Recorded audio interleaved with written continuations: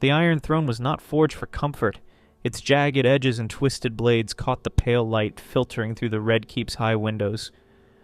A reminder of the blood and fire that had shaped it. Jon Snow, now Jon Targaryen, first of his name, King of the Andals, the Rhoynar, and the First Men, sat upon it, his shoulders squared but his heart uneasy. The crown on his brow, a simple band of iron inlaid with dragon glass, felt heavier than the throne itself. He had not wanted this. He had never wanted this. Yet here he was, bound by duty, crowned by necessity, and watched by a court that whispered of his bastard birth and Targaryen blood in equal measure. The great hall was crowded. Lords and ladies from every corner of the Seven Kingdoms gathered to swear fealty, or to weigh the measure of their new king. Sansa Stark, Lady of Winterfell, stood at the forefront, her auburn hair catching the torchlight. Her face was a mask of pride and caution, a sister who had fought for this moment, but knew its cost. Beside her was Arya Stark, clad in dark leathers, her eyes darting like a wolf's, seeking threats in every shadow. Davos Seaworth, now Lord of Storm's End, stood with the weathered dignity of a man who had seen too many kings rise and fall, and there near the back was Tyrion Lannister, the imp, his sharp gaze cutting through the pomp like a blade. Jon felt their eyes on him, each carrying a different hope, a different fear. The last of the lords stepped forward, a minor Riverlands knight with a nervous stammer. "I swear my fealty, your grace," he mumbled, kneeling.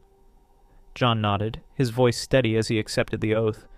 The words were rote now after hours of ceremony, but they carried a weight he could not ignore. Each oath was a chain, binding him to this throne, this fractured realm. As the knight retreated, Jon rose. The hall fell silent, the rustles of silk and clink of armor stilled. "My lords, my ladies," he began, his northern accent rough against the polished air of King's Landing. "I am no man for speeches. I was raised in the north, where words are few and winters are long. But I know this. The wars that bled this land are done. The Night King is dead. Cersei Lannister is dead. Daenerys—" He paused, the name a wound that had not healed. "Daenerys Targaryen is dead. We stand now not as enemies, but as one people. I will rule justly, or I will not rule at all." A murmur rippled through the crowd, some nodding, others exchanging glances. Jon sat, his hand resting on the hilt of Longclaw, a silent promise to himself. He would be no tyrant. He would be no fool. But ruling was not fighting, and he was learning that lesson with every passing day. The council chamber was warmer than the great hall, its walls hung with tapestries of dragons and stags. Jon sat at the head of the long table, his small council arrayed before him. Sansa, as master of laws, sat to his right, her quill scratching notes on parchment. Tyrion, hand of the king, lounged to his left, a goblet of wine in hand but his eyes sober. Davos, master of ships, rubbed his maimed fingers absently, while Samwell Tarly, Grand Master, fidgeted with the chain around his neck. Bronn, now Lord of Highgarden and Master of Coins, leaned back with a smirk, clearly bored. The final seat was occupied by Brienne of Tarth, Lord Commander of the King's Guard, her face stern as she stood rather than sat, her hand on her sword. "We have grain shortages in the Vale," Sansa said, her voice crisp. "The Aerys stores were depleted during the war, and the mountain clans are raiding what little remains. Lord Arryn requests aid." Jon nodded. "Send word to Winterfell. Divert half our surplus grain to the Vale. The North can tighten its belts." Sansa's lips pursed, but she nodded. "The North has its own needs, Jon. The small folk are still rebuilding after the long night." "I know," Jon said, his tone firm but not unkind. "But if the Vale starves, we lose their loyalty. We can't afford division now." Tyrion sipped his wine. "Wise, your grace, but loyalty is a fickle beast. Feed the Vale today, and tomorrow the Stormlands will want the same, or the Iron Islands."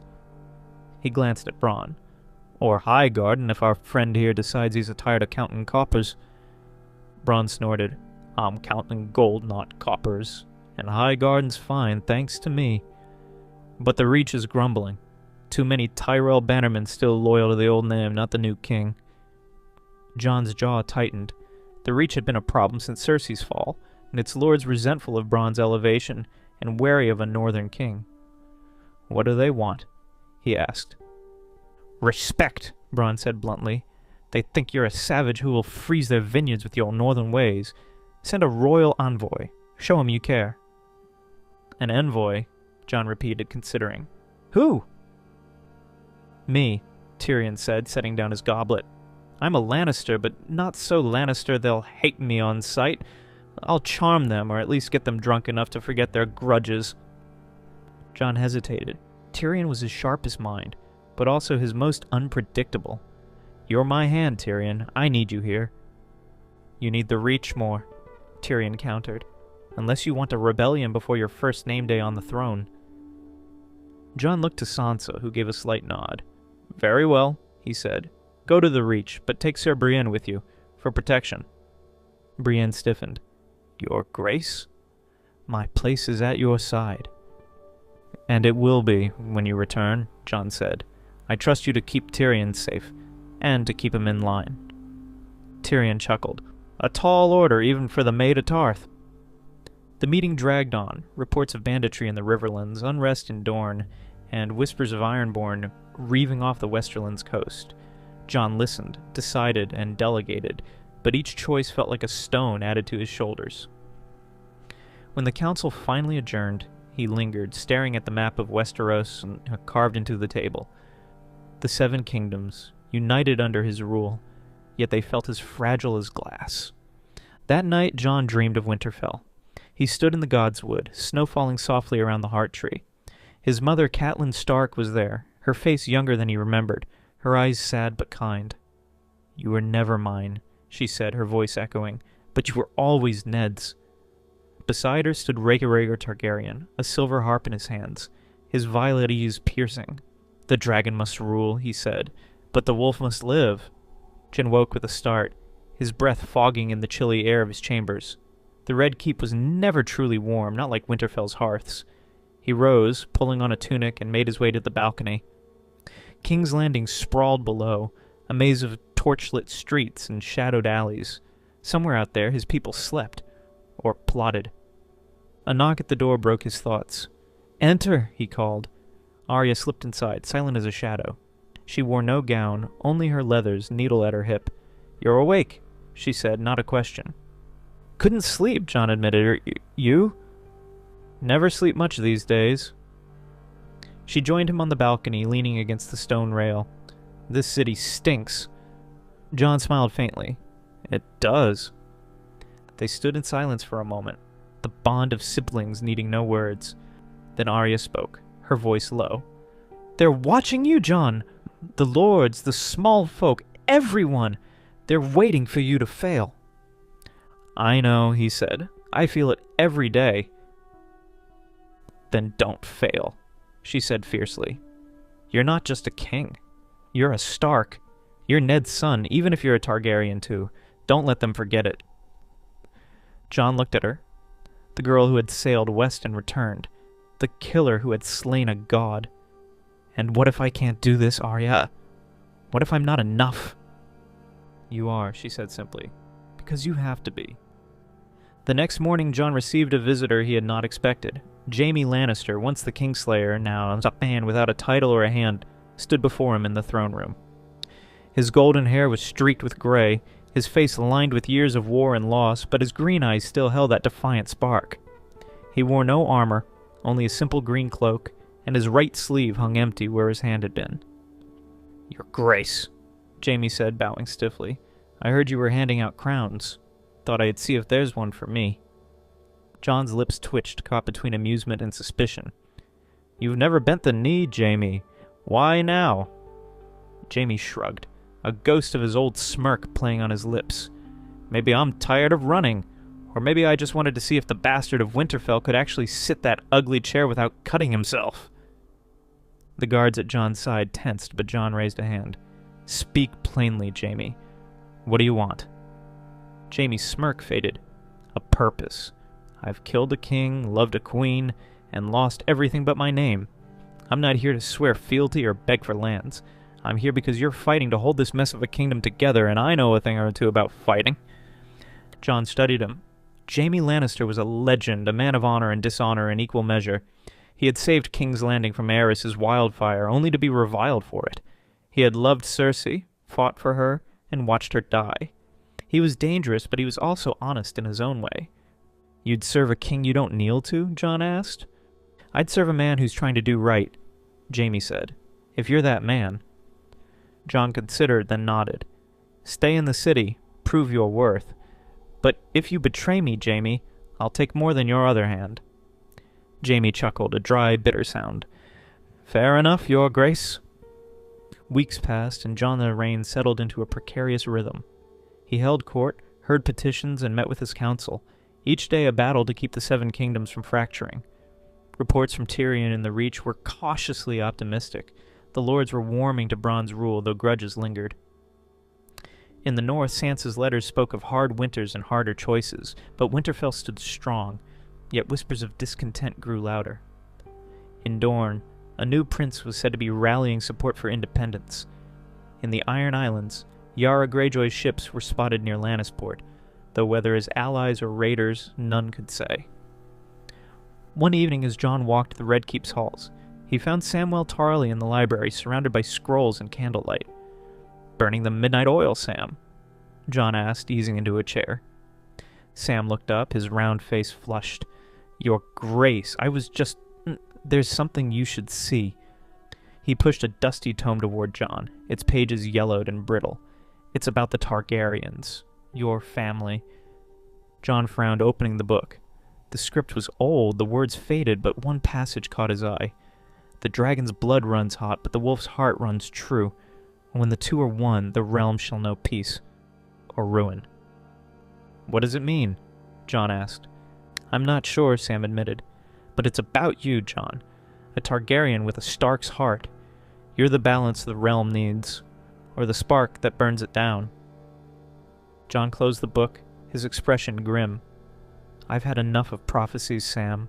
They cost me too much already. Sam nodded, but his eyes were troubled. Just be careful, Jon. The realm's watching, and not all eyes are friendly. The first true test of Jon's reign came on a stormy night when a rider arrived from the Stormlands. The man, soaked and shivering, bore a message from Davos. A rebellion had sparked in the Dornish marches, led by a lord who called himself the Storm King. He claimed the Iron Throne was cursed, that Jon's Targaryen blood would bring fire and blood anew. Worse, he had allies, disgruntled Reachmen, Dornish outcasts, and even a few northern houses who resented Jon's absence from Winterfell.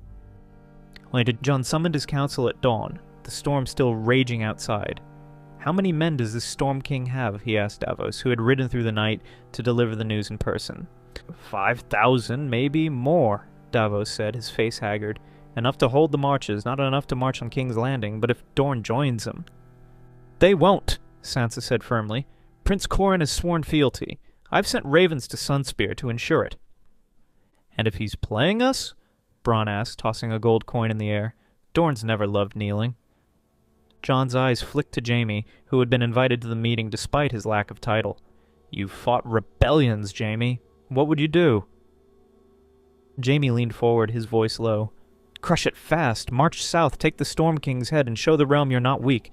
But don't burn the marches to ash. Win their hearts, not just their swords. Jon nodded, weighing the words. Davos, ready the royal fleet. Sansa, call the northern banners. I'll lead the army myself. Sansa's eyes widened. Jon, you're the king! You can't risk yourself in battle. I'm a king because I fought, Jon said, his voice hard. If I hide in the Red Keep, I'm no king at all. Arya, silent until now, grinned. I'm coming with you. No, Jon said. I need you here, Arya. Watch the city. Trust no one. She scowled but nodded, her hand tightening on Needle's hilt. As the council dispersed, Jon lingered, his gaze on the storm beyond the windows. The rebellion was a spark, but it could ignite a wildfire. He was king now, but kings did not win thrones with swords alone. He would need cunning, loyalty, and perhaps a touch of the dragon's fire he had sworn to bury. The army marched south 3 days later, 10,000 strong, banners of Stark, Targaryen, and Baratheon snapping in the wind. Jon rode at the head, and Longclaw at his side, his black cloak billowing. Beside him was Jaime Lannister, who had insisted on joining despite Jon's misgivings. You'll need someone who knows how to lose a war gracefully, Jaime had said, and Jon hadn't argued. As they crested a hill, the Stormland stretched before them, rugged and rain-soaked. Somewhere in those hills the Storm King waited. Jon tightened his grip on the reins, his mind racing. This was not the Wall, not the Night King's war. This was a battle for hearts as much as swords, and he was no politician. "Your Grace," Jaime said, his voice cutting through the wind, "if you die out there, this whole bloody kingdom falls apart. Don't be a hero." Jon glanced at him, a faint smile tugging at his lips. "I'm no hero, Jaime. I'm just a man trying to keep his promises." Jaime snorted. "That's the problem with you Starks. Too many promises, not enough lies." Jon didn't reply, but as the army marched on, he felt the weight of the crown heavier than ever. The Storm King was only the beginning. The 7 kingdoms were a beast with 1,000 heads, and he would need to tame them all, or be devoured. The Stormlands lived up to their name. Rain lashed Jon's army as it marched through muddy trails and jagged hills, the banners of Stark and Targaryen and Baratheon sodden and heavy. Jon rode at the head, his black cloak plastered to his shoulders, Longclaw a comforting weight at his side. The rebellion in the Dornish marches, led by the self-styled Storm King, was a wound that needed cauterizing before it festered. 5,000 men, Davos had estimated, enough to hold the rugged borderlands, not enough to threaten King's Landing. Yet every day the rebellion endured, it emboldened others. Jon knew he had to end it swiftly, decisively, and, if possible, without turning the Stormlands into a graveyard. Beside him rode Jaime Lannister, his green cloak stained with mud, his empty right sleeve tucked into his belt. The former Kingslayer had joined the march unbidden, his sharp tongue and sharper instincts proving useful, if not entirely trusted. "You look like you're riding to your own funeral, Your Grace," Jaime said, squinting through the rain. "Cheer up, it's only a rebellion." Jon's lips twitched, but his eyes stayed on the horizon. "Rebellions grow if you don't cut them down.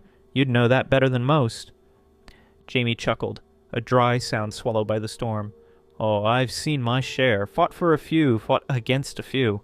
The trick is knowing when to swing the sword and when to offer a hand." "And what would you do here?" Jon asked, glancing at him. "Depends on this Storm King," Jaime said. "If he's a fool, kill him. If he's clever, talk to him. Most rebels just want to be heard." Jon grunted, unconvinced. The Storm King, a lord named Corwin Estermont, had declared the Iron Throne cursed, rallying disgruntled Stormlanders and Dornish outcasts with tales of Targaryen tyranny. His words carried weight in a land still scarred by war, and Jon's Targaryen blood made him a target as much as a king.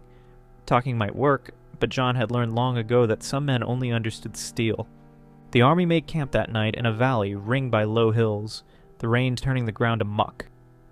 Jon walked the lines, speaking with soldiers, northerners hardened by winter, Baratheon men loyal to Davos, and a scattering of Riverlanders who had joined for coin or glory. Their faces were grim but resolute, and Jon took heart in their quiet nods.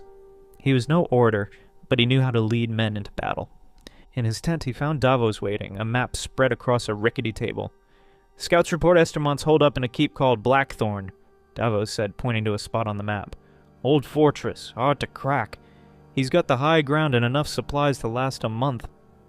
Jon studied the map, his fingers tracing the terrain. "Can we starve him out?" "Not without losing the Stormlands," Davos said. "The longer we sit, the more lords will think Estermont's got a chance. We need to take Blackthornne, and soon." Jon nodded, his mind turning to the battles he'd fought, at the wall, at Winterfell, against the dead. This was different. These were his people, not wights or wildlings.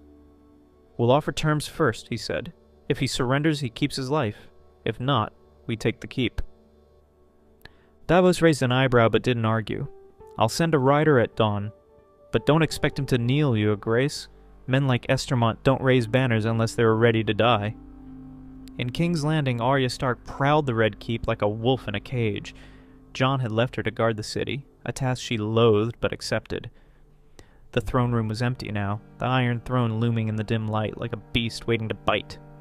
Arya avoided it, her boots silent on the stone floor as she made her rounds.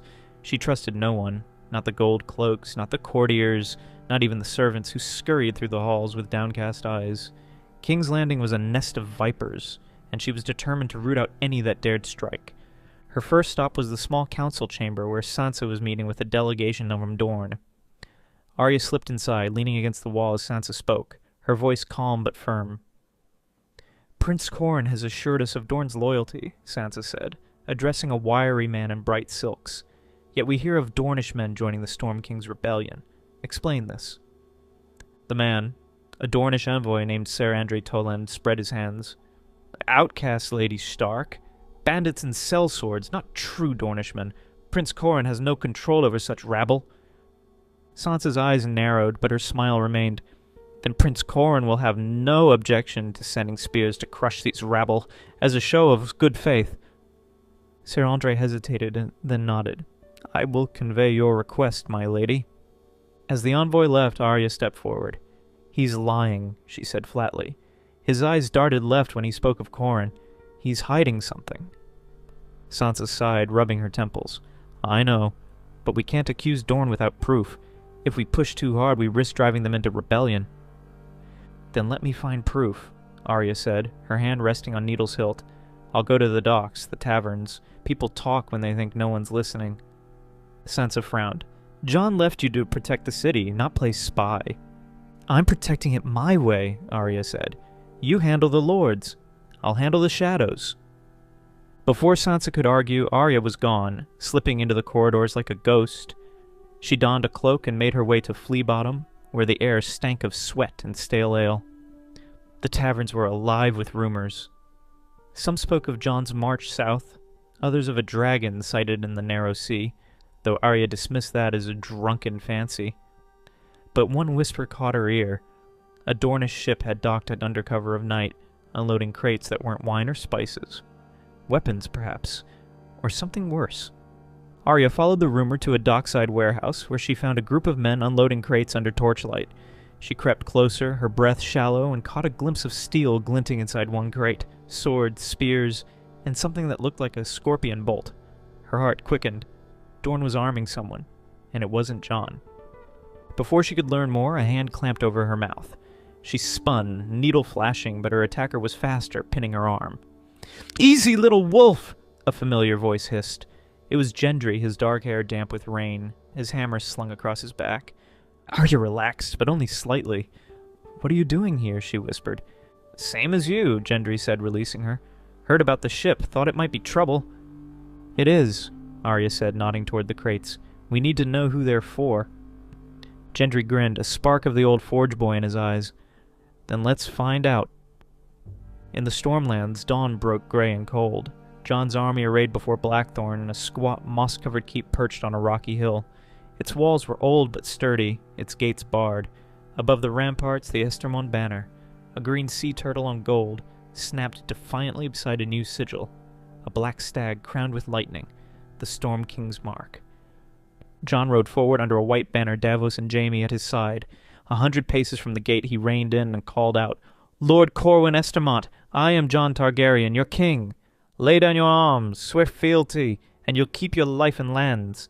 Defy me, and Blackthorne will be your tomb." Silence answered, broken only by the wind.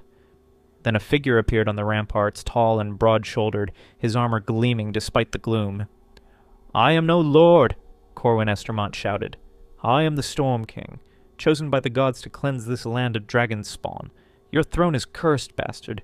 Your blood is fire, and fire burns." Jon's jaw tightened. "You speak of curses, yet you raise swords against your own people. Surrender, Corwin. I'll not ask again." Corwin laughed, a harsh, booming sound. "Come and take my head, dragon!" "If you can." As Jon rode back to his lines, Jaime muttered, "Told you he's a fool." "He's a fool with a castle," Davos said, "and men who believe in him." Jon dismounted, his mind racing. A siege would take weeks, and every day risked more lords joining Corwin's cause. An assault was faster but bloodier. He summoned his captains, northern lords, Baratheon knights, and a grizzled Riverlander named Sir Edmure Tully, who had joined the march to prove his house's loyalty. "We'll storm the walls at dusk," Jon decided, tracing Blackthorne's outline on Davos's map. "Northerners on the left and Baratheons on the right. Sir Edmure, your men will hold the rear, prevent any escape. We'll use ladders and rams, but I want archers covering every move." The captains nodded, though Sir Edmure looked uneasy. "The walls are high, your grace. We'll lose men." "We'll lose more if we wait," Jon said. "Go, prepare your men." As the army readied for battle, Jon walked among them, his presence a steadying force. He spoke to a young northerner clutching a spear, a Baratheon archer knocking arrows, a Riverlander sharpening his sword. "We fight for peace," he told them. For a realm where no man needs to raise a banner against his king, hold fast, and we'll see this through." The men cheered, their voices rising above the rain. Jon felt their trust, their hope, and it both strengthened and burdened him. He was their king, but he was also their brother, their son, their friend. He would not fail them. In King's Landing, Arya and Gendry tracked the Dornish crates to a hidden cellar beneath a tavern called the Red Spear. The air was thick with dust and the tang of iron.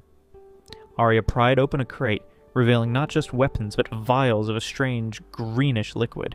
She held one up, her stomach twisting. "Wildfire!" she whispered. Gendry's eyes widened. "Gods, are they mad? One spark and half the city's gone!" Arya's mind raced. Wildfire meant Cersei's old caches, or perhaps new ones smuggled from Essos. But who was the target? Jon, Sansa, the entire Red Keep? She tucked the vial into her cloak, her face grim.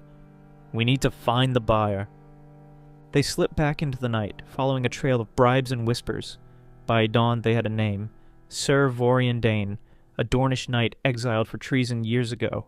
He was hiding in a brothel near the Street of Silk, plotting with sellswords and low Hawkins to deliver. Arya confronted him, her blade at his throat. "Who do you serve?" she demanded. Vorian smirked, unafraid. "Dorne, little wolf, and the true king of the sands." Arya knocked him out, binding his wrists. She and Gendry dragged him to the Red Keep where Sansa was waiting. The sight of the wildfire vial made Sansa's face pale. "This is treason," she said. "If Dorne's behind this—" "We don't know that yet," Arya said, "but we'll make him talk." Sansa nodded, her eyes hard. "Take him to the dungeons. I'll inform Jon." At Blackthorne, dusk fell like a shroud. Jon's army surged forward, ladders slamming against the walls, rams pounding the gate. Arrows rained from above. Are answered by volleys from Baratheon archers. Jon fought at the forefront, Longclaw flashing as he climbed a ladder, his Kingsguard at his heels. A Stormlander swung an axe, but Jon parried, driving his blade through the man's chest. Blood sprayed, warm and slick, but Jon pressed on, reaching the ramparts. The battle was chaos, screams, steel, and fire. Jon cut through defenders, his northern training melding with Targaryen ferocity. Beside him, Jaime fought with one hand, his swordplay precise despite his handicap. "Not bad for a bastard!" Jaime shouted, grinning as he felled a foe. Jon didn't answer, his focus on the keep's heart. He found Corwin in the courtyard, surrounded by loyalists. The Storm King was a giant of a man, his warhammer gleaming. "Dragon!" he roared. "Face me!" Jon stepped forward, and Longclaw raised. "This ends now, Corwin." Their duel was brutal, hammer against sword, strength against speed. Corwin's blows shook the ground, but Jon was faster, dodging and striking.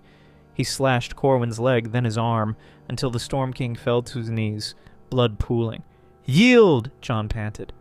"Never!" Corwin spat, lunging one last time.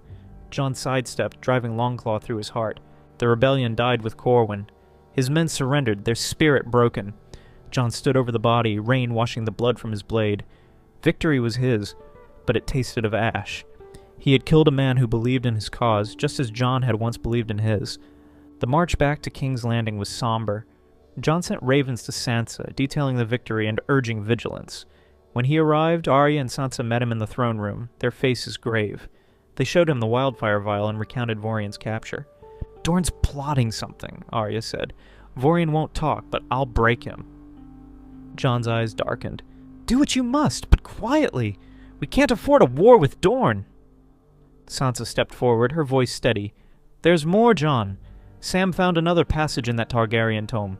It speaks of a shadow from the east, a flame that consumes the dragon's heir." Jon's heart sank. Prophecies again, always prophecies. "I'm done with riddles," he said.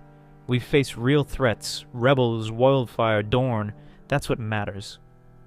But as he sat on the Iron Throne, the crown heavy on his brow, Jon couldn't shake the feeling that the true storm was yet to come.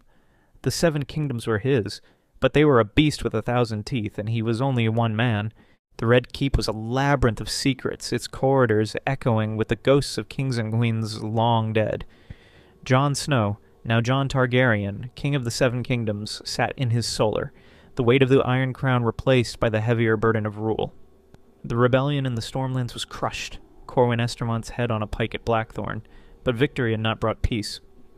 The wildfire plot uncovered by Arya, the Dornish knight Vorian Dane's defiance, and Sam's troubling prophecy gnawed at Jon's mind. The Seven Kingdoms were a cracked shield, and he was the only thing holding it together. Outside, King's Landing simmered under a rare autumn sun, the city's stench softened by a sea breeze. Jon's small council was scattered. Tyrion still in the Reach, smoothing tensions with Bronn's bannermen, Davos overseeing the royal fleet, Sansa managing the court's delicate alliances. Only Samwell Tarly and Brienne of Tarth remained in the solar with him, their faces etched with worry. Sam pushed a tome across the table, its leather cover cracked with age. "I've been cross-referencing the prophecy, Your Grace," he said, his voice hesitant. "The shadow from the east. It's mentioned in other texts, too. Always tied to the Targaryens. I think it's a warning." Jon's jaw tightened. "I've had my fill of warnings, Sam. Prophecies got us Daenerys' madness, the Night King's war. I need facts, not riddles." Sam flushed but pressed on. "The facts are in Dorne. Vorian Dane mentioned a true King of the Sands. That's not just rebellion talk.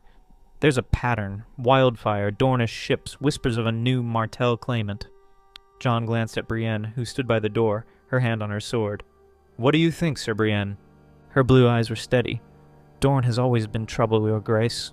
They bend the knee when it suits them, but their hearts are their own. If they're arming rebels, we need to act before they strike." Jon nodded, his mind turning to the wildfire Arya had found. One vial could burn a street, a cachet could level the city. He rose, pacing to the window. "Arya's questioning Vorian. If he talks, we'll know Dorne's game. Until then, we strengthen the city. Brienne, double the gold cloaks on the walls. Sam, send ravens to Sunspear. Demand Prince Corin explain his knight's treason." Sam scribbled a note, but his brow furrowed. "What if Corin's complicit?" "Then we'll deal with him," Jon said, his voice hard. "But I won't start a war on suspicion." In the dungeons, Arya Stark worked in shadow. The cell was damp, the air thick with mildew and fear. Vorian Dane sat chained to a stone wall, his violet eyes defiant despite the bruises on his face. He was handsome in the Dornish way, dark hair, sharp features, but Arya saw only a snake coiled to strike. "Talk!" she said, her voice low, needle's tip resting against his throat. "Who's the true king you serve?" Vorian smirked, blood staining his teeth. "You're no torturer, little wolf.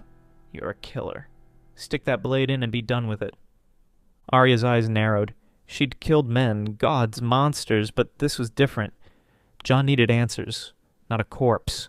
She leaned closer, her voice a whisper. "I don't need to torture you, Vorian. I know your kind. Exiled, bitter, clinging to a name that's lost its shine. You're not the master here, you're the dog. Tell me who holds your leash." Vorian's smirk faltered, a flicker of doubt in his eyes. Arya pressed the blade, drawing a thin line of blood. "Last chance." He spat at her feet. "Dorne will rise, girl! The dragon's time is done." Arya stepped back, sheathing needle. Torture wouldn't break him, not yet. But she had other ways. She left the cell, locking it behind her, and found Gendry waiting in the corridor, his hammer leaning against the wall. "Anything?" he asked. "He's loyal," Arya said. "But he's scared, too. I'll watch him, see who visits. Traitors always have friends."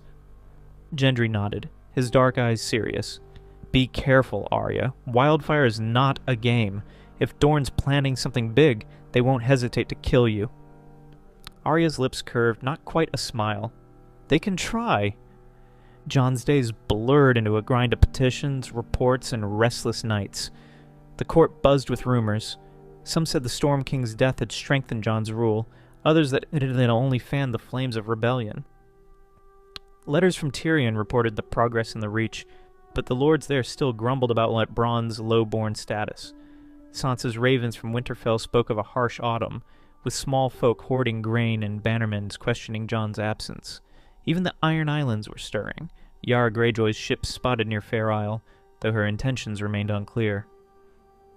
One morning a new visitor arrived at court, Lady Alysanne Blackwood, a sharp-eyed Riverlander with a reputation for cunning. She knelt before the Iron Throne, her dark hair braided tightly, her voice clear. "Your Grace! House Blackwood offers its loyalty as we did to your father, Eddard Stark." Jon studied her. The Riverlands were a patchwork of feuds, and Blackwood's rivalry with House Bracken was legendary. "Your loyalty is welcome, Lady Alysanne," he said, "but what do you seek in return?" She rose, her gaze unflinching. "Justice. The Brackens have raided our lands. Claiming your victory in the Stormlands proves you favor swords over law. Prove them wrong, your grace. Send a royal decree protecting our borders." The court murmured, lords whispering about favoritism. Jon felt the trap. Side with Blackwood, and he'd alienate Bracken. Ignore her, and he'd look weak. "I'll hear both sides," he said. "Summon Lord Bracken to court. Until then, my gold cloaks will patrol your borders." Alysanne bowed, but her eyes held a glint of calculation. Jon dismissed the court, his head aching. Every decision was a tightrope, and he was no acrobat. That evening, Jaime Lannister found him in the Godswood, a rare patch of green amid the Red Keep stone. Jon knelt before the heart tree, its red leaves stark against the dusk.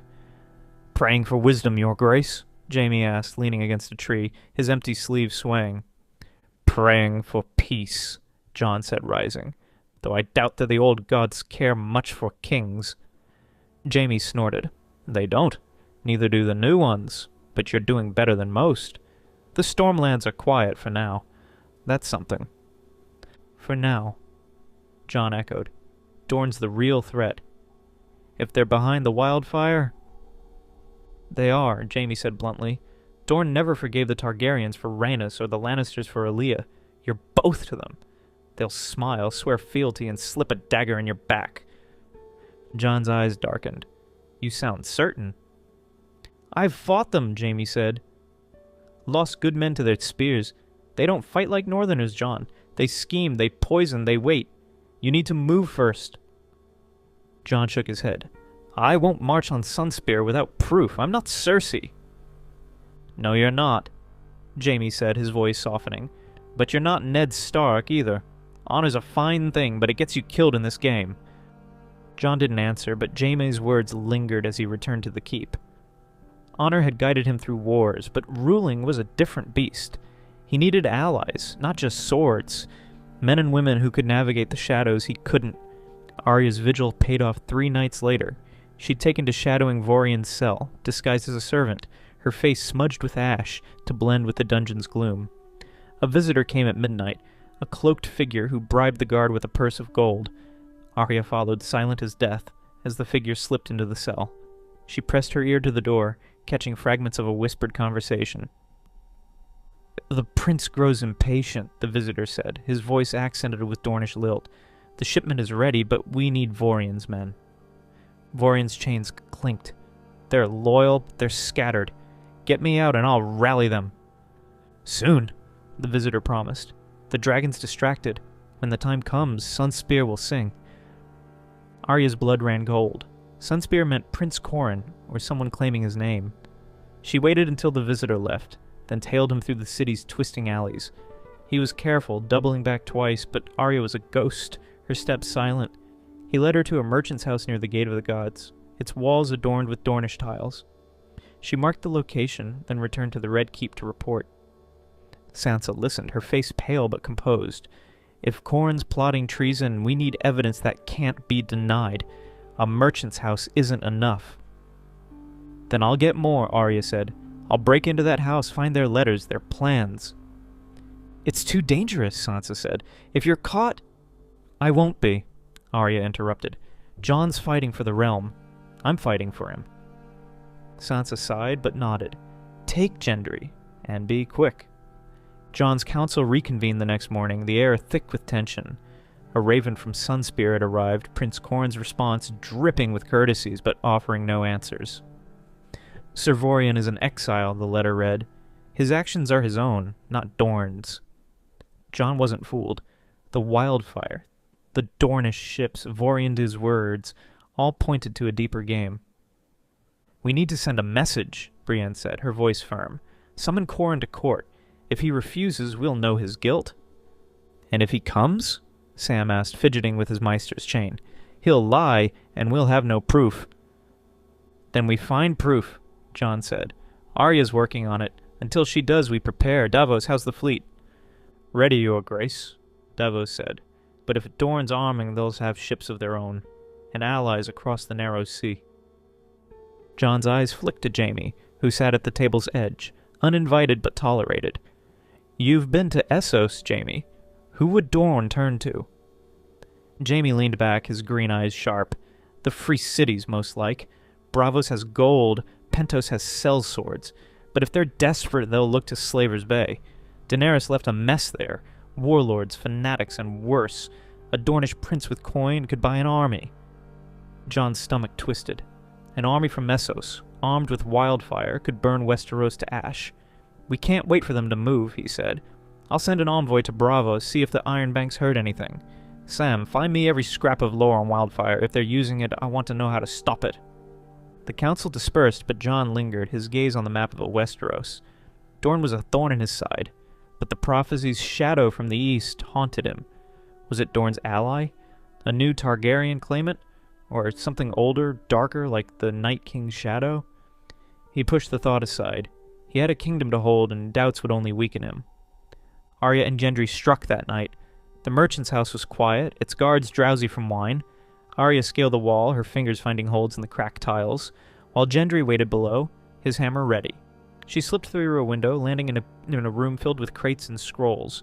Her heart raced as she rifled through papers, finding letters sealed with a scorpion sigil, a Dornish mark, not Martell's sun and spear. One letter spoke of a flame in the east, another of a king crowned in sand. The words chilled her, echoing Sam's prophecy. She was stuffing the letters into her cloak when a floorboard creaked. She spun, needle drawn, as a figure lunged from the shadows. A Dornish sellsword, his curved blade gleaming. Arya parried, her movements a blur, and drove needle through his throat. He fell, blood pooling, but the noise drew shouts from below. Guards were coming. Arya leapt from the window, landing hard in the alley where Gendry waited. "Go!" she hissed, and they ran, the letters clutched tight. Behind them, the house erupted in chaos, torches flaring as guards gave chase. They lost them in Flea Bottom's maze, ducking into a sewer grate until the shouts faded. Back at the Red Keep, Arya spread the letters before Sansa and Jon. "It's not just Corin," she said, pointing to the scorpion sigil. "There's another player, someone calling himself the Sand King." Jon's eyes darkened as he read the letters. "A flame in the east," he murmured. "This is what Sam warned us about." Sansa's voice was steel. "We need to confront Corin. If he's innocent, he'll help us find the Sand King. If not, we'll have our proof." Jon nodded, but his heart was heavy. "I'll summon Corin to court, but we prepare for war. Davos, ready the fleet. Sansa, call the banners. If Dorne's betrayed us, they'll face the dragon's fire." The next day, Jon stood before the Iron Throne. The court gathered to witness his decree. "Prince Corin Martell is summoned to King's Landing," he declared, his voice carrying. "He will answer for his knight's treason and prove Dorne's loyalty. Any who harbor traitors will face my justice." The court murmured, some lords nodding, others exchanging wary glances. Jon felt their eyes, judging, weighing. He was their king, but he was also a Targaryen, and that name carried a legacy of fire and blood. That night he dreamed of Winterfell, of Catelyn Stark's sad eyes and Rhaegar's silver harp. "The wolf must live," Rhaegar said, his voice a whisper, "but the dragon must burn." Jon woke, his heart pounding, the prophecy's words ringing in his ears. A shadow from the east, a flame in the sand. Whatever it was coming, and he would face it as king, or fall trying. The Iron Throne was a cruel seat, its blades biting into Jon Snow's hands as he gripped its arms. Jon Targaryen, king of the Seven Kingdoms, had faced wildlings, wights, and dragons, but the weight of the crown was a foe he could not slay. The Red Keep's great hall was silent, the court dismissed after his decree summoning Prince Corin Martell to answer for Dorne's treachery. The wildfire plotted, the captured knight Vorian Dane, and Arya's stolen letters pointing to a Sand King had cast a shadow over his reign. The Seven Kingdoms teetered on the edge of war, and Jon felt the cracks widening beneath his feet. Outside, King's Landing sweltered under an unseasonable heat, the air thick with dust and discontent. Jon's small council was stretched thin. Tyrion Lannister was still in the reach. Davos Seaworth was fortifying the royal fleet, and Sansa Stark was juggling alliances in the capital. Only Samwell Tarly, Brienne of Tarth, and Jaime Lannister remained in the Solar with Jon, their faces grim as they pored over Arya's findings. Sam adjusted his master's chain, his round face slick with sweat. The scorpion sigil in the letters. "It's not Martell," he said, pointing to a sketch of the mark. "It's older, tied to a lesser Dornish house, the Corgyles. They were scorpion breeders, poisoners. Extinct, or so we thought." Jon frowned, leaning over the table. "And the Sand King? A Corgyle bastard?" "Possibly," Sam said. "The letters mention a flame in the east, which matches the prophecy I found. A shadow, a flame, a king crowned in sand. It's all connected, your grace." Jon's patience for prophecies was thin, but he couldn't ignore the evidence. If the Corgyles are back, they're working with someone powerful. Wildfire's not cheap, and those ships Arya saw weren't fishing boats. Brienne, standing by the door, her armor gleaming, spoke up. "Dorne's always played its own game, your grace. If Corin's innocent, he'll come to court. If not, he's buying time to arm this Sand King." Jon nodded, his mind racing. "We can't wait for Corin's answer. Arya, what did you learn from the merchant's house?" Arya, leaning against the wall, her dark eyes sharp, recounted her raid. The letters mentioned a meeting in Planky Town, Dorne's port, the Sand King's rallying men there, sellswords, exiles, maybe a Sosi. They're planning something big soon. Jaime Lannister slouched in a chair, his empty sleeve tucked into his belt, snorted. "Sounds like a proper mess. Dorne's got you chasing shadows, Snow, while they load wildfire onto ships. You need to hit them hard now." Jon's jaw tightened. "And start a war I can't win? Dorne's terrain is a death trap, and their allies across the narrow sea could tip the scales. We need proof Corin's betrayed us, or the other kingdoms will turn on me for attacking an innocent prince." Jaime's green eyes glinted. "You're too bloody honorable, your grace. Honor didn't save your father or mine. Sometimes you strike first and sort the corpses later." Jon ignored the jab, but Jaime's words stung. Ned Stark's honor had cost him his head, and Jon's Targaryen blood carried a legacy of fire and ruin. He was neither, yet both, and the balance was tearing him apart. "Sam," Jon said, "dig deeper into the Corgyles. Find out who's funding them. Brienne, strengthen the city's defenses, gates, walls, everything. Arya, keep pressing Vorian. If he knows about Planky Town, make him talk." Arya nodded, her hand resting on Needle's hilt. "He'll talk, or he'll bleed." As the council dispersed, Jon lingered, staring at the map of Westeros. Dorne was a thorn, but the flame in the east loomed larger. Was it a man, a myth, or something worse? He had no answers, only the weight of circuit crowns he'd never wanted. In the dungeons, Arya faced Vorian Dane again. The Dornish knight was gaunt now, his violet eyes sunken, but his defiance hadn't wavered. Chains clinked as he shifted, his voice a rasp. "Back for more, little wolf? You're wasting your time." Arya crouched before him, her face unreadable. "Planky Town," she said. "That's where your Sand King's hiding. Tell me his name, and you might walk out of here." Vorian laughed, a hollow sound. "You think I fear death? I serve a cause greater than your bastard king. The sands will rise and the dragon will burn." Arya's eyes narrowed. She'd tried threats, tricks, even starvation, but Vorian was a zealot, unbreakable by force. She needed a new approach. "You're a Dane," she said. "Your house stood for honor once. Dawn, the sword of the morning. Is this what they'd want? Wildfire? Slaughter?" Vorian's smirk faded, a flicker of pain crossing his face. "Don't speak of Dawn, girl. You know nothing of my house's shame." "Then tell me," Arya said, softening her voice, "what's worth betraying your own people?" For a moment Vorian was silent, his gaze distant. Then he spoke low and bitter.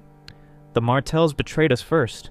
Elia, Rhaenys, Aegon, slaughtered, and Dorne did nothing. The Corgyles remember. They'll avenge the past with fire if they must." Arya seized the opening. "The Corgyles are dead. Who's leading them? A bastard? A pretender?" Vorian's lips twitched, almost a smile. "No bastard. A prince hidden in plain sight. You'll meet him soon enough." Arya stood, her heart pounding. A prince. Not Corin, then, but someone else. A Martell cousin, perhaps, or a forgotten heir. She left the cell, her mind racing. She needed to get to Planky Town, but Jon would never let her go alone. She'd have to convince Sansa or go rogue.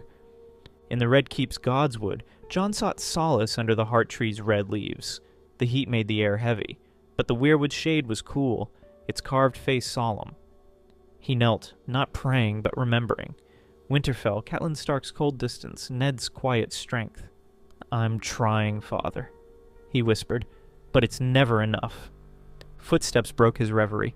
Sansa approached, her auburn hair catching the dusk light, her face etched with worry. "Jon, we've had a raven from Tyrion. The Reach is stable, but he's heard rumors of Dornish gold flowing to Pentos. Sellswords, maybe an army." Jon rose, his stomach twisting. "Pentos. That's the east. The prophecy again." Sansa's lips pursed. "Prophecies are fog, Jon. Focus on what's real. Corin sent word. He's coming to court, but with a retinue of 50 spears. That's no courtesy visit." Jon nodded, his mind sharpening. "He's testing us. If he's guilty, he'll try to intimidate. If he's innocent, he's protecting himself. Either way, we need to be ready." "I've called the Northern Banners," Sansa said. "They'll arrive in a fortnight. But the Riverlands are wavering, Blackwood and Bracken are at each other's throats, and the Freys are stirring trouble." Jon sighed, the weight of the realm pressing harder. "Send Edmure Tully to handle the Riverlands. He's loyal, and he knows the land. As for Corin, we'll receive him with steel and smiles." Sansa hesitated, then touched his arm. "You're doing well, Jon. Better than most would. But you can't carry this alone. Let us help. Me, Arya, Tyrion." Jon managed a faint smile. "I know, Sansa, but I'm the king. The buck stops with me." Arya didn't wait for permission. She met Gendry at the Red Keep stables, her cloak packed with supplies. "I'm going to Planky Town," she said, saddling a horse. "The Sand King's there, and I'm not waiting for Corin to play his hand." Gendry's jaw tightened. "Jon'll have your head for this. Sansa, too." "Then don't tell them," Arya said, her eyes fierce. "I'm not asking you to come, Gendry, but I could use your hammer." He sighed, slinging his warhammer across his back. "You're trouble, Arya Stark. Always have been." She grinned, a rare flash of the girl she'd been. "And you're still following me."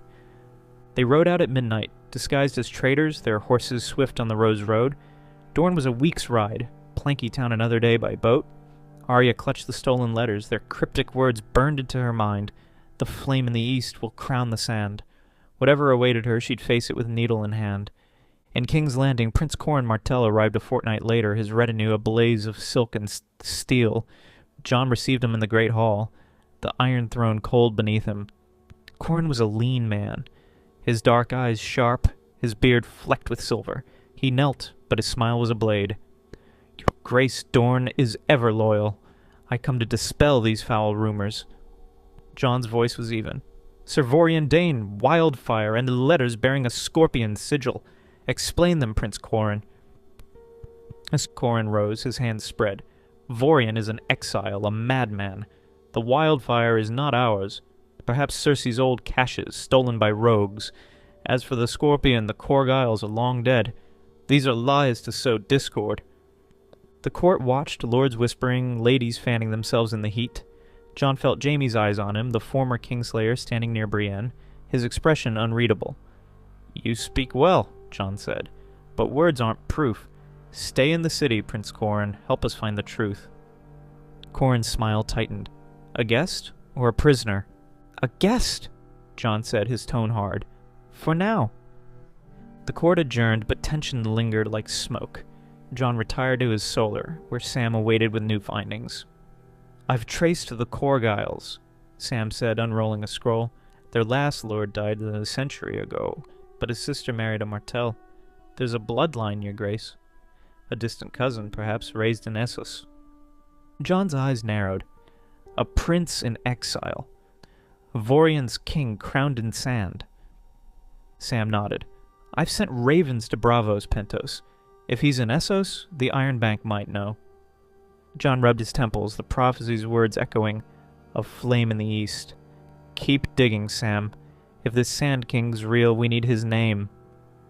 In Planky Town, Arya and Gendry arrived under a blistering sun, the port a sprawl of colorful tents and rickety docks. The air smelled of salt, spice, and danger. They posed as sellswords, blending with the town's motley crowd, Dornish traders, Associ merchants, and rough men with swords for hire. Arya's instincts led them to a tavern called the Scorpion's Tail, where whispers of the Sand King ran like wine. She overheard a drunken sellsword boast of a prince with fire in his veins, meeting allies in a warehouse by the docks. Arya and Gendry staked out the warehouse that night, hidden among crates of oranges. At midnight, a cloaked figure arrived, flanked by Dornish spearmen and a man in red robes, an associate, perhaps a priest. The cloaked figure spoke, his voice low but commanding. "The dragon thinks he's won, but the sand will choke him. The flame comes, and Dorne will rise." Arya's heart raced. This was the Sand King, or close to him. She signaled Gendry, and they crept closer, but a guard's shout broke the silence. "Intruders!" Swords flashed, and Arya fought, needle ablur as she cut through spearmen. Gendry's hammer crushed armor, but the cloaked figure fled, vanishing into the night. They escaped with a prize, a satchel dropped by the red-robed man, filled with letters and a vial of wildfire. The letters bore the scorpion, sigil, and a name, Oberyn Sand. Arya's blood ran cold. A bastard of House Martell named for the red viper raised in Essos, the Sand King. Back in King's Landing, Jon faced a new crisis. A raven from Yara Greyjoy reported Ironborn ships clashing with Dornish vessels off the Arbor. "They're testing us," Yara wrote. "Dorne's arming, and they're not alone." Jon summoned his council, his patience fraying. If Dorne's allied with Essos, we're facing a two-front war. Brienne spoke first. "We need the fleet at full strength, Your Grace. And allies, Storm's End, the Vale." Jaime leaned forward, his voice sharp. "Forget allies. Send me to Dorne. I'll find this Sand King, cut his throat, and be back for supper." Jon shook his head. "You're not a blade to be swung, Jaime. I need you here, watching Corin." Before Jaime could argue, a guard burst in, his face pale. "Your Grace, a riot in Flea-Bottom, small folk chanting for a new king." Jon's heart sank. The Sand King's shadow was spreading even in his own city. He donned his cloak, Longclaw at his side. "Brienne, with me! Sam, get Corin under guard! Jaime, find Sansa, we're ending this now!" The riot was chaos, small folk hurling stones, gold cloaks swinging clubs. Jon waded in, his voice booming. "Enough! I am your king! Return to your homes!"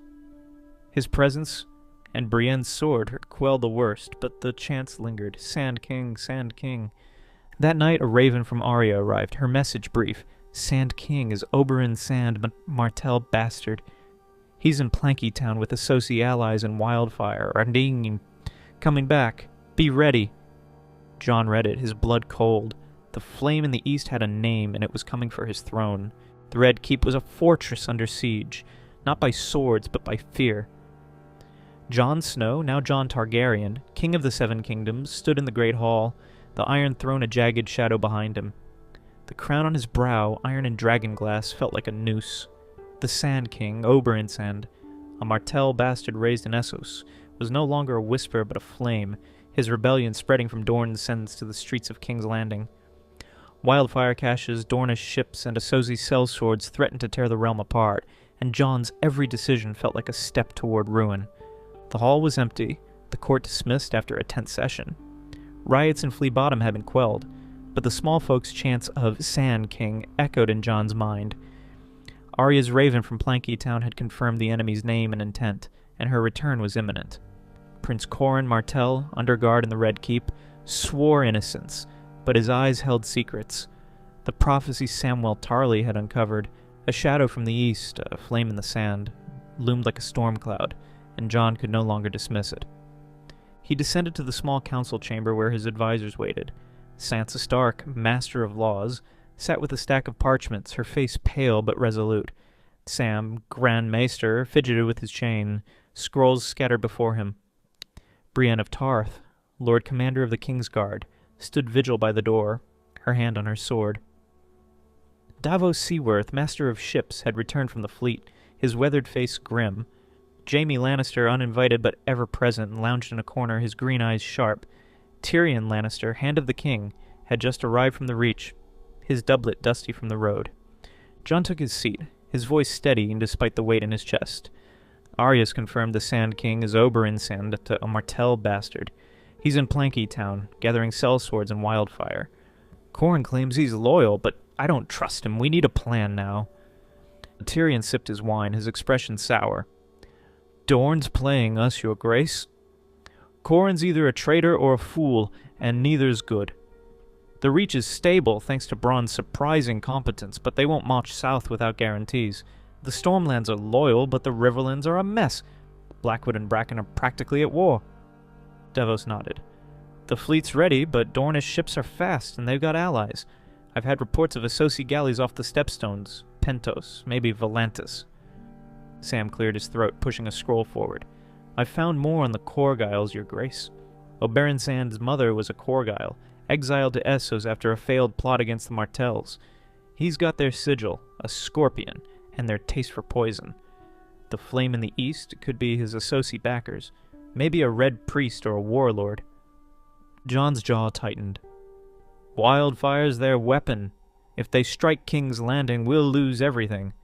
Brienne, how are the city's defenses? Stronger, Brienne said. Walls manned, gates reinforced, gold cloaks doubled. But Wildfire doesn't care about walls. We need to find their caches. Jon turned to Sansa. What's the mood in the court? Fragile, she said. The lords are scared. Some whisper you're too northern, others that your Targaryen blood makes you a tyrant. Corin's presence isn't helping, his charms winning friends, even under guard. Jaime snorted, his empty sleeves swaying. Cut his throat and be done with it, Snow. Corin's a snake, and snakes bite. Jon ignored him, though the urge to act was strong. We need proof of Corin's treason. Sansa, keep him watched. Tyrion, draft letters to the Vale and Storm's End. Call their banners. Davos, prepare the fleet for a blockade of Dorne's coast. Sam, find me anything that can stop a wildfire. Tyrion raised an eyebrow. You're preparing for war, Your Grace. But if you strike Dorne without evidence, you'll lose half the realm. I know, Jon said, his voice hard. That's why we wait for Arya. Arya Stark and Gendry rode hard from Dorne, their horses lathered, the stolen satchel bouncing at Arya's side. The letters in Wildfire vial inside were a death sentence for anyone who carried them. But Arya didn't care. She'd seen the Sand King's men, heard his voice, and knew he was no myth. Oberyn Sand was a predator, and King's Landing was his prey. They reached the capital at dawn, slipping through the Lion Gate under false names. Arya went straight to the Red Keep, her leathers stained with dust and blood. She found Jon in the Godswood, kneeling before the Heart Tree, his black cloak spread across the grass. You're back, Jon said, rising, relief in his eyes. What did you find? Arya handed him the satchel. Oberyn Sand's real. Martell bastard, Corgyle blood. He's got cell swords, Dornish exiles, and a red priest from Essos. They're planning to hit King's Landing with wildfire soon. Jon read the letters, his face darkening. One mentioned a red flame to cleanse the dragon, another a fleet from the east. The vial of wildfire glinted in the morning light, a green promise of destruction. This is enough to confront Corin, he said, but not to prove he's with them. Arya's eyes flashed. Then let me go back to Vorian. He knows more. I'll make him talk. Jon hesitated, then nodded. Do it, but be careful, Arya. If Corin's men suspect you, they'll come for you. Arya grinned, a wolf's grin. Let them try. In the dungeons, Vorian Dane was a shadow of himself, his once proud frame withered by hunger and chains, but his violet eyes still burned with zeal. Arya entered, the wildfire vial in her hand, needles sheathed but ready. You've been busy, she said, holding up the vial. Planky Town, Oberyn Sand, wildfire. I know your Sand King's plan. Tell me Corin's role, or this vial breaks on your head. Vorian's lips curled. You're bluffing, little wolf. You'd burn with me. Arya leaned close, her voice a hiss. I've faced worse than fire. Talk, or I'll carve your heart out and send it to Sunspear. For the first time, Vorian flinched. The vial's green glow reflected in his eyes, and Arya saw fear. Corin's a coward, he spat. He plays loyal while Oberyn builds an army.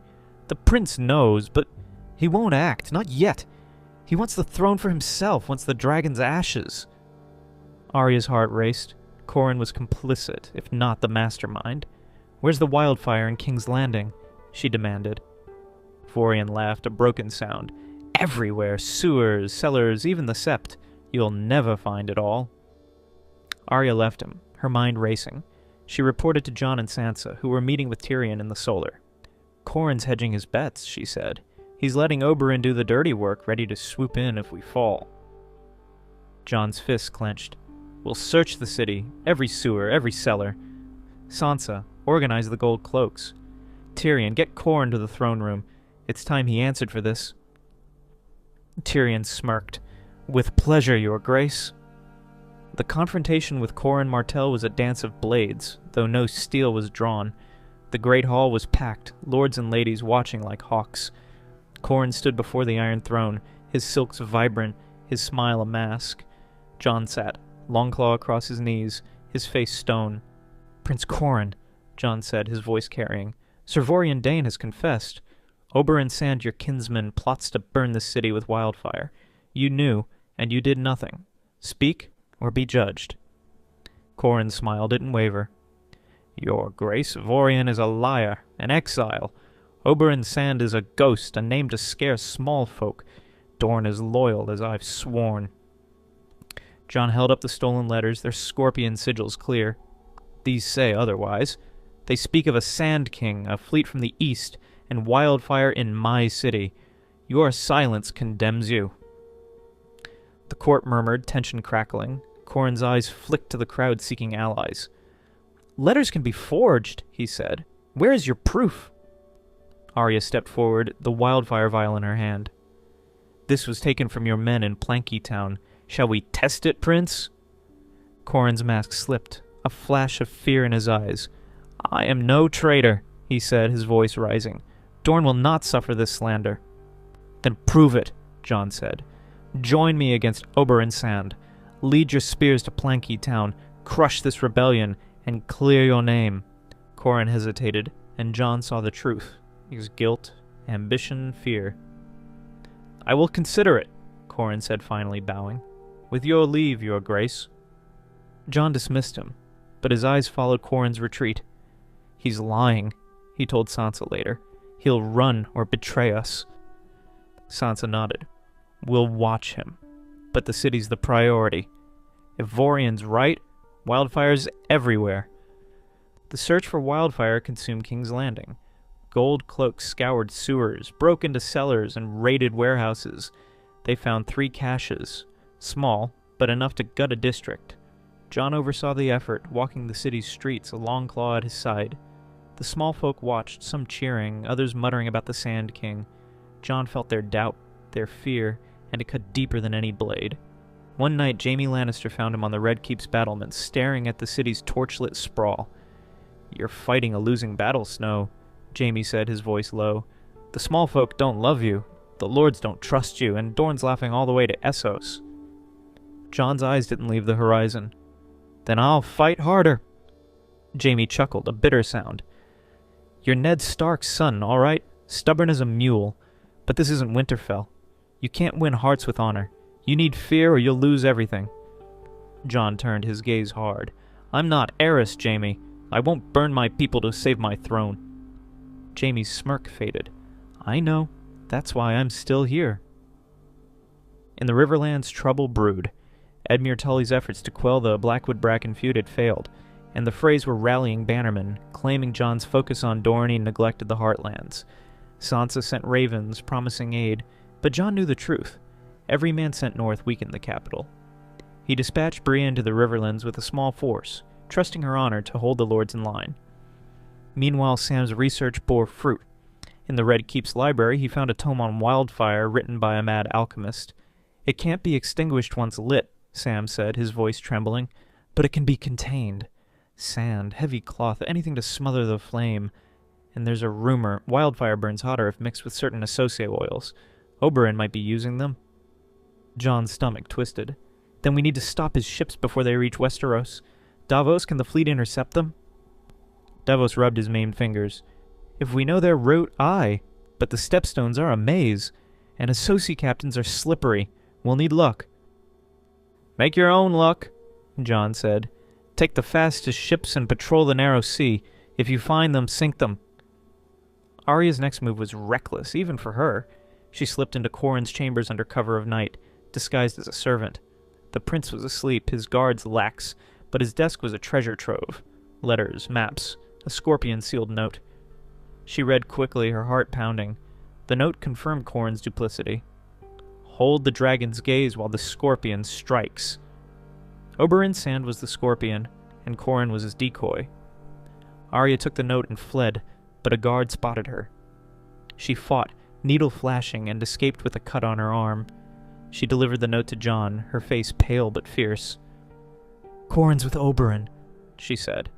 "They're planning to hit the city during the next moon." Jon read the note, his blood cold. "We end this now. Sansa, arrest Corin. Tyrion, draft a proclamation. Dorne's in rebellion. Arya, find Gendry and search the Sepet. If Vorian's telling the truth, there's wildfire there." The arrests were swift. Corin's retinue fought, but Brienne's Kingsguard cut them down. Corin himself was dragged to the dungeons, his charm replaced by venom. "You'll burn, dragon!" he spat as the cell door slammed. The Sept search yielded a horror.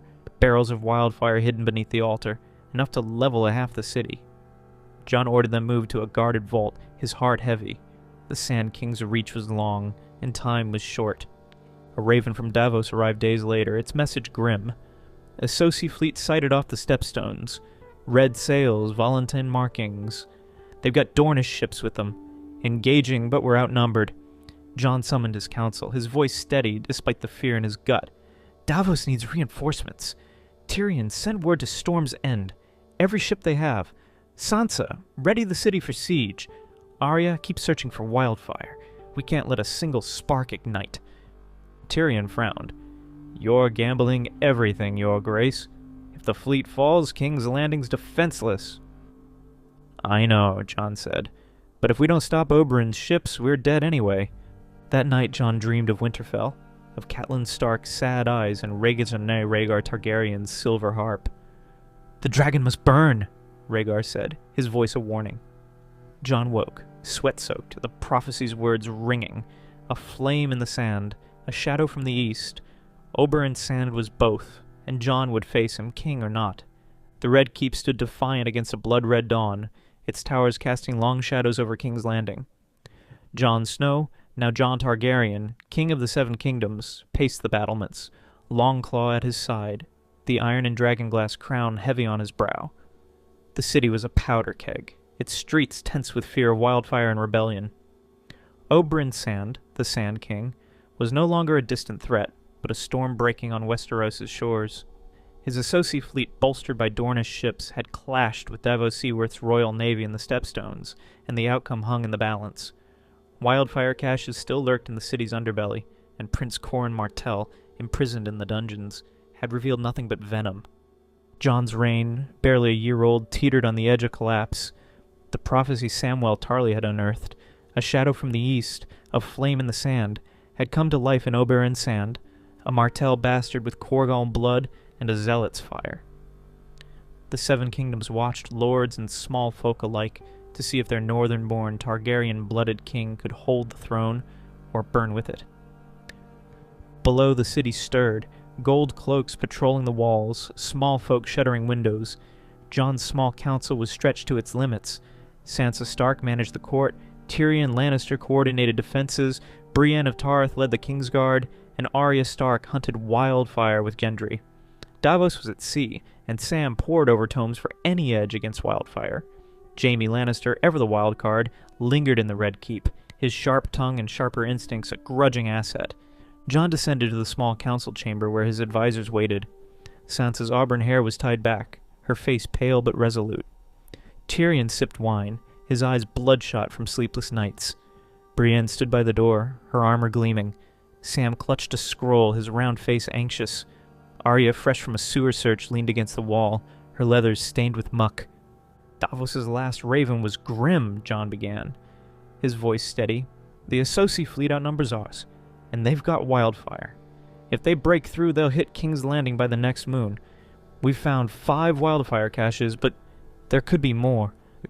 Corin's silent, and the Riverlands are fracturing. Tell me we have a plan." Tyrion set down his goblet. "The Vale's banners are marching south, and Storm's End sent ships to reinforce Davos. But the Riverlands are a lost cause.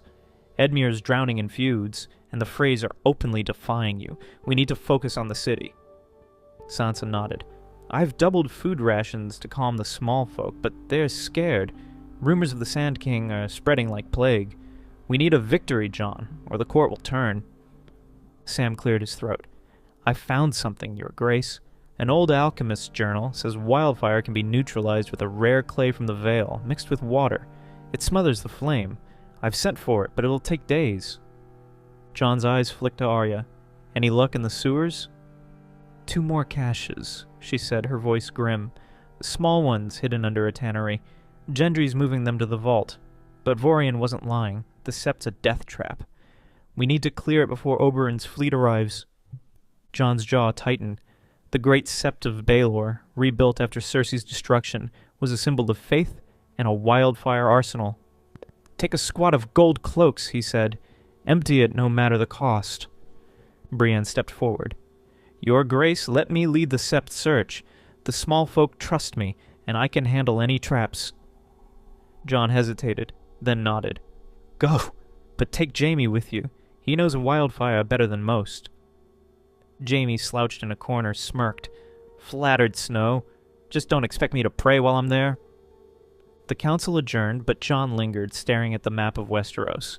Dorne's rebellion was the blade at his throat, but the prophecy's shadow loomed larger. Oberyn's sand was the flame, but was he the shadow? Or was something worse waiting? Jon pushed the thought aside. He had a war to win. In the dungeons, Arya faced Corin Martell, the once charming prince now a haggard prisoner. His silks were torn, his beard matted, but his dark eyes still burned with defiance. You've lost, dragon, he spat as Arya entered, needle at her hip. Oberyn's coming, and your city will burn. Arya crouched before him, her face cold. You're a fool, Corin. Oberyn's using you. He'll take your throne, not share it. Tell me where the wildfire is hidden, and Jon might spare your life. Corin laughed, a bitter sound. Spare me! Your brother's a dead man walking! The scorpion strikes, and the dragon falls. The sept, the docks, the red keep itself. Wildfires everywhere. Arya's heart raced, but she kept her voice steady. You're scared, Corin. I can smell it. Oberyn's left you to rot. Talk, or I'll carve your secrets out. Corin's smile faded, a flicker of doubt in his eyes. The Red Keep, he whispered. Under the throne room. Enough to turn your brother's crown into ash. Arya stood, her blood cold. She locked the cell and ran to Jon, finding him in the throne room, inspecting defenses with Tyrion. Corin talked, she said, breathless. Wildfire under the throne room. We need to move now. Jon's face hardened. Tyrion, get sappers, dig up the floor. Arya, help Brienne at the septi. I'll handle this. Tyrion hesitated. Your Grace, if it's a trap, then we'll face it, Jon snapped. Go! The sept operation was a nightmare. Brienne and Jaime led a dozen gold cloaks into the great sept, its stained glass windows casting eerie light. The small folk had been evacuated, but the air was thick with tension. Jaime's sharp eyes spotted a loose flagstone beneath the altar, and they pried it up, revealing barrels of wildfire. Dozens, enough to level the city. Careful, Jaime muttered, his voice low. One spark, and we're all ash. Brienne's hands were steady as she organized the removal, barrels carried to a guarded barge for safe disposal. But a shout broke the silence. A Dornish sellsword, hidden in the rafters, loosed an arrow. It struck a gold cloak and chaos erupted. Sellswords poured from side chambers, blades flashing. Brienne fought like a storm, her sword cleaving armor, while Jaime danced through the fray, his one-handed strikes precise. They cleared the attackers, but a stray torch fell, igniting a spilled puddle of wildfire. Green flames roared, and Brienne shouted, Run! They fled as the sept's nave burned. The wildfire contained but a stark warning. Jaime, panting, grinned at Brienne. Told you I don't pray! She didn't smile. We're not done yet. In the throne room, Jon oversaw the sappers, their picks breaking the stone floor.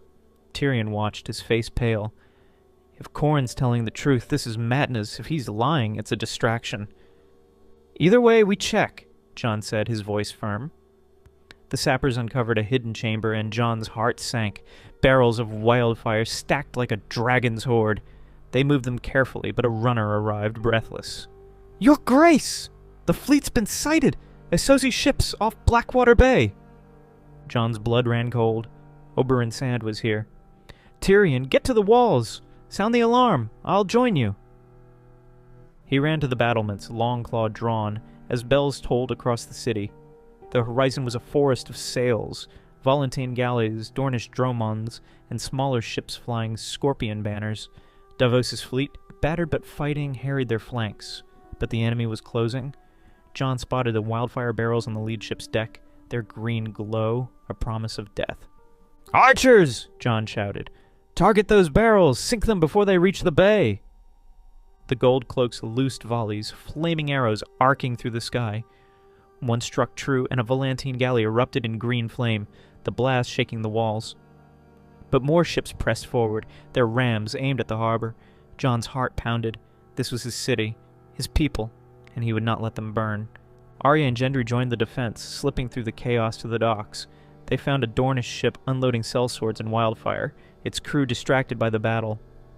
Arya moved like a shadow, cutting throats, while Gendry's hammer crushed skulls. They rigged the ship's wildfire barrels with pitch, setting it ablaze as they fled. The explosion lit the bay, sinking 3 enemy ships, but the cost was high. Gendry took a spear to the shoulder and Arya dragged him to safety, her face grim. Back at the Red Keep, Sansa coordinated from the Solar, sending ravens to allies and organizing supplies.